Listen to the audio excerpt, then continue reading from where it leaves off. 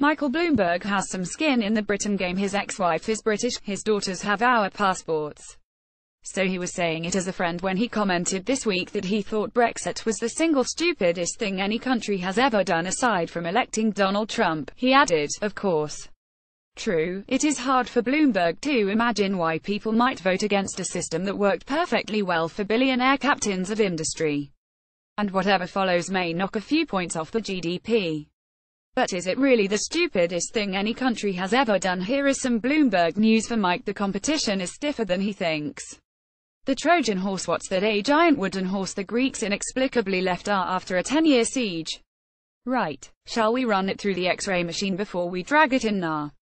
King Vortigern's mercenaries. King Vortigern, 5th century ruler of the Britons, had a problem. Pictish invaders were up to their usual invading tricks. He needed an easy way to repel them. Solution: Saxon mercenaries. Lots of them. But it turned out that cheap foreign labor has its issues. Seeing the glories of England, they sent for their friends, and took over Vortigern's country. Myanmar's Ninth Crisis. Stalin-esque Burmese President Ne Win had a favorite number. Don't we all? He was a bit more serious about his. In 1987, he abolished at-a-stroke all banknotes that weren't divisible by it. This left only the 45 and 90 kyat notes in circulation.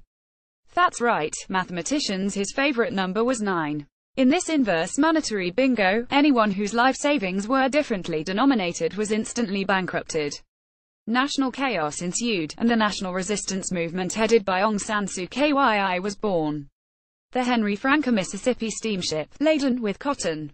Photograph. Bettman archived the Confederacy's cotton ban at the outset. The South was widely predicted to win the U.S. Civil War. These, after all, were the heartlands of a still overwhelmingly agrarian economy. Perhaps unsurprisingly for a people who had pegged their historical mantle on the right to keep slaves, the South then chose to enact another colossal face-punch. Attempting to force diplomatic recognition from the European powers, they placed a ban on the export of their number one crop, cotton.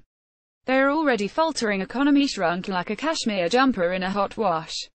The Maginot Line. Let's spend half our defense budget on a country-long line of state-of-the-art interlocking fortifications on the German border. Right. But do you think they'll come through Belgium? They won't. You said that last time. Exactly. So why would they do the same thing again? Fair point.